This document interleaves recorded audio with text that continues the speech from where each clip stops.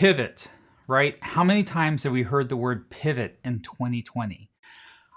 One of the first times it really came into play in our business and my startups and the things that I've done was back in 2011 when an amazing book came out called The Lean Startup, written by Eric Ries. He started talking about pivoting your business, pivoting to prevent failure.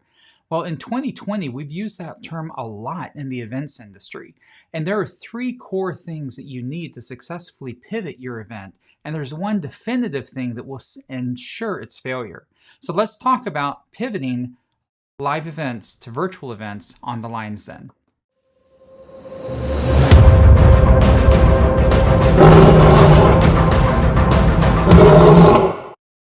I'm Kevin Lyons. I'm the CEO and Chief Solutions Officer at Lyons Den Solutions. And here at Lyons Den Solutions, I've been doing live events for more than 25 years. And these events are not just small events. These are maybe events of 1 or 2 people, all the way up to events of 60,000 people in the city. We've been doing so many events that's really all we have known for our clients in the event space for such a long time, is to put butts in seats, to market it, to develop stellar content, stellar agenda, amazing attendee experiences, and delivering the outcomes that our sponsors and supporters are looking for. So with that, we find ourselves in this unique space of 2020. And I want to tell you a story about a huge event that we were responsible for, the annual conference of a nursing medical association. This conference was scheduled to go on in 2020 in August at Scottsdale, Arizona, at a beautiful resort, and we're expecting hundreds of people to show up. We had hundreds of thousands of dollars of sponsorships and grants tied to it, and all of a sudden, March in 2020, everything occurred. We had hotel contracts, we had the marketing runway, we had everything lined up. We were ready to go and execute this event. And all of a sudden, we hear the WHO declares a world pandemic. And our clients are healthcare professionals. These are nurses, advanced practice providers, nurse practitioners, PAs. How could we possibly get them to come to an event? So we had to quickly get together our strategy of how we were going to pivot this conference and make sure that it was successful. Because one thing that our team at the Lyons Den did, along with our client, is we made a decision early on that failure was not an option for this. And we can innovate and invent our way out of this. But we had to get our stuff together with it. We had to actually collect together our thoughts and our ideas. And so I just want to share with you 3 areas. And this can be applied to any business that maybe you're a startup that you're looking to pivot. I'm a startup junkie, I'm a launch artist. And many of the startups I've done, we've started off in one direction and we said, you know what, this isn't working, we're gonna pivot, we're gonna turn, we're gonna make a correction, a reinvention of this to make it a success. Well, and this is March and April, one of the things that we knew, and we know this is instinctively in the Lyons Den, is there are a lot of factors involved, but there's also a window of time. Time is either your friend or your enemy when you're making critical decisions, especially decisions that impact hundreds of thousands of dollars and hundreds of people. And so we were like, how are we going to go about this? And so our team got together and we started coming up with our approach of the 3 core things that we needed in order to make a decision to pivot to this virtual conference. So first off, what is pivot? Pivot, obviously it's a pivot on a joint or whatever, but Eric Ries, he calls it this: a change in strategy without a change in vision. So when we were looking at our conference, and it wasn't just our conference, we ended up pivoting, I think, 30 or something, events in 2020 to virtual events, is we had to look at it as like, we are not wanting to fail. We do not want to cancel. And a backstory with this is I'm on a think tank, if you will, at a very honored group of me being able to be a part of all of the executive directors and CEOs of all the nursing specialty organizations. And so we started having these conversations. What are you going to do with your conference? Many of these conferences that all of my colleagues were having decisions on, some of these are like, citywide 10,000 person conferences that were only weeks away as the country started shutting down in 2020. So everyone was talking, what do we do and when do we do it and what are our options? And a lot of the options kind of came up like this. We could either cancel the event, which means give up hundreds of thousands of dollars of revenue, potentially bankrupting some of the organizations, some of the nonprofits, some of the associations out there. We could punt the ball down the road and reschedule. And that actually had its own unique variance of when do you reschedule? I know I have colleagues that had events scheduled in March and April of 2020 that rescheduled it for July, thinking that would be plenty of time, or August. It wasn't. They still had to reschedule again, and some of them had to cancel. You also have the option of saying, what if we reimagine this? What if we create a new experience and we come to the market with something that is innovative and that will deliver the same outcomes as close as possible without being disingenuous or skeptomorphic? And that, I'm going to do another video about skeptomorphism, which is pretty fascinating. But we went that route. We were like, you know what? Let's keep our sponsors happy, because our sponsors were in the same boat as we were. If you do events, your exhibitors, your sponsors, your supporters are in the same boat in 2020 or during this pandemic. They still need to have contact with their customers and with their people. So I was like, we can come up with a solution to make this happen, but we had to make a decision when and what we're going to pivot to. So here's 3 items that we kind of identified. They're somewhat obvious, but the obvious things are really the core things. First off, we needed to collect as much information as possible. And there's a lot of details in pivoting from a live event to or an in-person event to a virtual event. First off, are we going to do it live stream? Are we going to do videos? What platform are we going to use?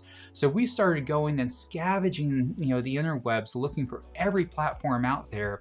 And our team did an amazing job of research of quickly identifying what recipe we wanted to present to each client, to each of their events, to give them the best outcomes and solutions, not just for the client, not just for the attendees, not just for the sponsors, but really for the brand of the client, those brand promises and brand standards they stand behind.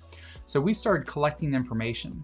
But in order to make a decision, there's an important thing that happens. A lot of people say this, and I think it was once Peter Lowe shared this with me, is there's 2 things that prevent an executive, and in my role, I was ultimately the person that was going to make the decision what we're going to do with this event to present to our client to get their buy-in to execute. 2 things. One is either not enough information or the wrong information.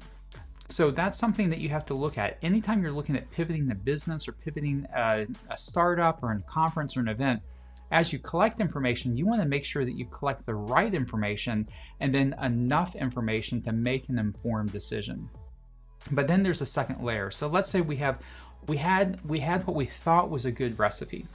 The next thing we have to have is you have to have wisdom. Wisdom is that learned experience.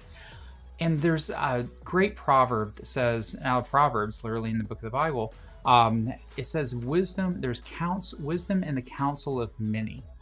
And I've always taken that in business to say you always want to have an inner circle, an outer circle, and then public circles that you vet concepts and ideas with.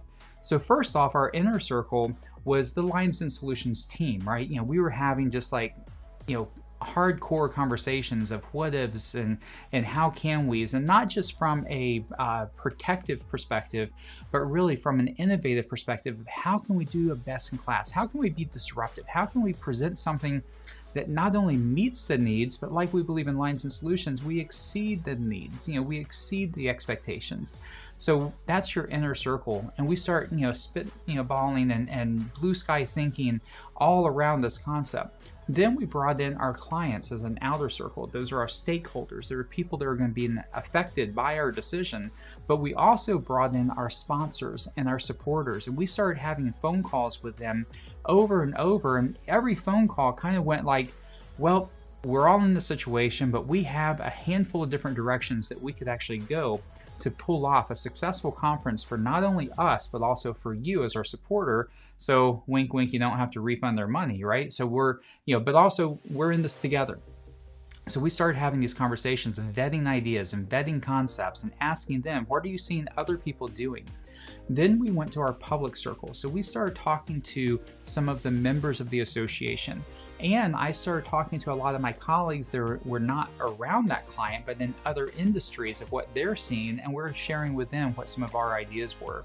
So you need information, you have to be educated, but then you have to go vet that information and get the wisdom, the collective understanding back. Finally, you need to trust your instincts. You're an expert. If you're making these decisions, even if you're a solo entrepreneur and you had some webinar, or not webinar, but some in-person event that you had to turn to a webinar, but you can use this for anything. Trust your instinct. Trust the fact that you have studied to show yourself approved, that you have gone out there and educated yourself, surrounded yourself with people that are smarter than you are, submitted your thoughts to them in humility to get their feedback and wisdom, and then trust your instinct. But here's an interesting thing is during this pandemic, there were a couple of different factors for the events industry that were happening, especially for meeting planners and people playing on conferences. We had two parts of actually I had multiple parts of the dimension, but two parts that were kind of up to each other. One was preserving the attendees, preserving the supporters, being truthful and open and transparent with them on what your intentions were and what your goal and your basically your best foot forward is to try to preserve this conference. The second part is you have contractual and legal obligations. We had a contract with a hotel. We had contracts with AV companies and everything else. And those, we felt that we had to make a decision as fast as possible so that they can prepare. It would give us the best vantage point to be able to work through those contracts and be able to dissolve them, whether it's force majeure or acts of God or whatever approach that you need to take to go through that.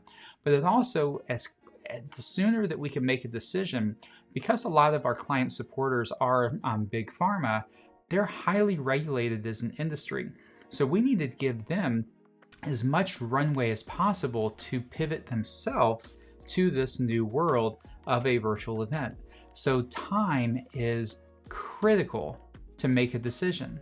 And the number one thing that can hurt you in making any pivot decision is this.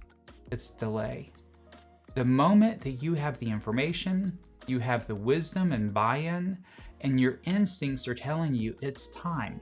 Even though it was scary, even though it's, you're a little fearful from it, you need to make that decision right then. You need to move on it and move quick. What we actually did is we had two approaches. We had the decision that we knew that we were probably going to make, but then we started working on the materials, the marketing, the communication strategy, the public relations strategy, how we're going to basically cancel and refund all registrations as an altruistic act to show them, for the attendees to come back and register again. And we had all of that lined up so that the day and the moment that we made the decision, that I made the decision, and I submitted it to the client and we came into an agreement on that decision, that we had a whole plan that we executed. We were actually applauded by our supporters and our sponsors by making the decision so soon. A lot of other people in our industry, both in the medical association space and the rheumatology and the specialty space, they were delaying their decisions, and it was really starting to impact their, not just their funding, but some of the credibility with some of the partners. And so I was so thankful for our team to see the urgency of making sure that we did not delay our decision based on fear or anything else. So let's take this other quote from Eric. And Eric's a great author. He's gone on to produce a lot of other books surrounding lean startup. I encourage you to take a look at them.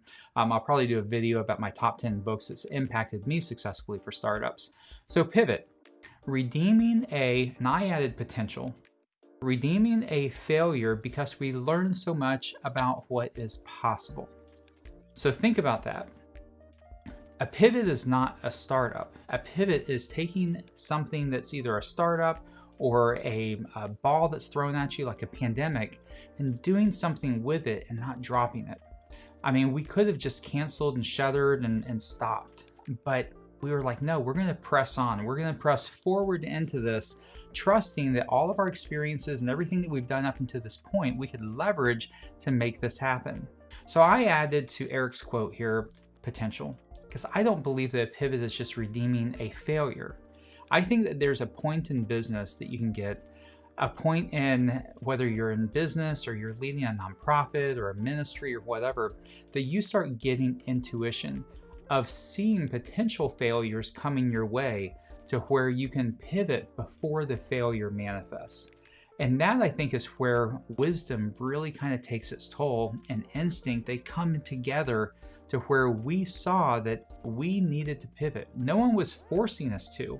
We could have waited until June and July to where the hotel was knocking on our door saying, are you guys coming? You have a contract? Or our supporters were calling us saying, do we still have a conference? But no, we actually took the opposite approach. We saw the failure potential coming, and then we decided to pivot ahead of the failure. And that is so critical. If you can get to that point where you're comfortable enough that you can pivot before failure, it gives you, and what I love about Eric's quote here is it says, because we learn so much about what is possible. Look at 2020. Look at everything that we've learned. Look at everything that has transpired in the live streaming space and the virtual space. It's allowed us to learn what is possible. And through that, it brings hope and success to businesses, to associations, to startups, to ministries, to solo entrepreneurs. And I just want to encourage you today to anything that you come up to in life or in business. First off, study to show yourself approved. Go gather that information, get as knowledgeable and get around as many knowledgeable people as you can. And I'm just like, dive into it and collect as much information as possible, because that's going to give you the confidence and the reasoning and the logic. And one of the things that, Proverbs also says is, in all of your getting, get understanding. And so when you get that knowledge, you then want to understand it. You want to dive into it. Then you start taking your ideas out to your peers and colleagues, that inner circle, outer circle, the public circle, to vet those ideas before you execute them. And that gives you wisdom, because there's wisdom in the counsel of many. And finally, trust your instincts. You're in this position because you were called to be in this position to make a decision, to make a change. And whether it's your startup, whether it's your business, a conference, an event, or something you have to do. Now all the talk is about doing these hybrid events because people feel that the country is opening. Personally, at Lyons Den Solutions, because we're in the healthcare sector, we've advised our clients that for all of 2021, we're doing virtual, we're doing live stream, we're doing hybrid live stream recorded events, but we're not looking at live events until 2022. Let's see how the vaccine does. Let's see how things roll out. And then, even then, I'm going to just say that I predict, or I believe, that there's going to be a shift in even what a live event is. I think that we're going to see more things like local events as viewing parties, as networking gatherings, looking still at live stream as a core component of the delivery of education and content in these events. So with all of that, make sure you get knowledge, make sure you get understanding with your knowledge, wisdom, trust your instinct, and don't delay on decisions to pivot.